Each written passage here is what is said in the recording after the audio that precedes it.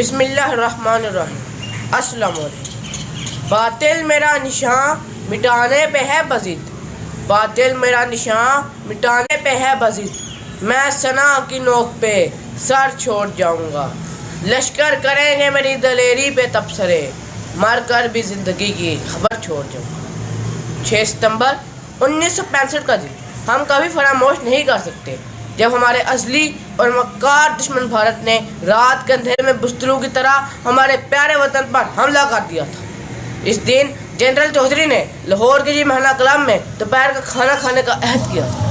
یہ وہی دن ہے جب بھارتی افواج پاکستان کو چونٹی کی طرح مسلنے کے لیے چر دوڑی تھی۔ دشمن کا خیال تھا کہ پاک فوج اس وقت خواب غفلت میں ہوگی اور وہ چند گھنٹوں میں ہی لاہور پر قبضہ کر لے گی، مگر دشمن کی یہ بہت بڑی بھول تھی۔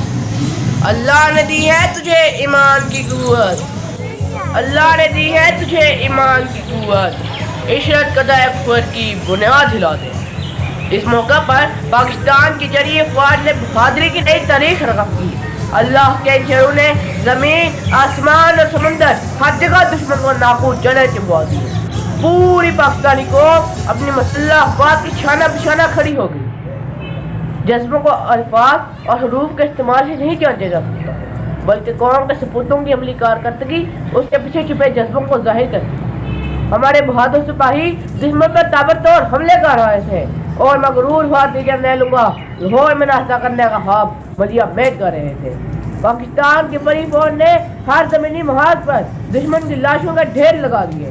افواج پاکستان کے نادر سپوت اپنی جانوں کی پرواہ نہ کرتے ہوئے اپنے جسموں کے ساتھ بم باندھ کر دشمن کے ٹینکوں کے نیچے لیٹ گئے اور ان کو نیست و نابود کر دیا۔ جب تک نہ جلے دیپ، نہ جلے دیپ شہیدوں کے لہو سے، جب تک نہ جلے دیپ شہیدوں کے لہو سے، کہتے ہیں جنت میں چراغاں نہیں ہوتا۔ پاک فضائیہ کے شہیدوں نے فضاؤں میں اپنی حکمرانی قائم کر لی۔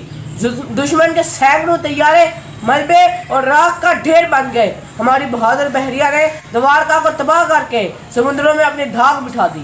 گویا 17 دنوں میں اہل پاکستان نے ہندوستان کے چھکے چھڑا دیے۔ ہمارے غازیوں اور شہیدوں نے وہ کارنامے انجام دیے جو تاریخ میں سنہری حروف سے لکھے جائیں گے اور ہندو بنیا صدیوں تک اپنی شکست کے ہم چارتا رہے گا۔ پاک فوج زندہ باد، پاکستان پائندہ باد۔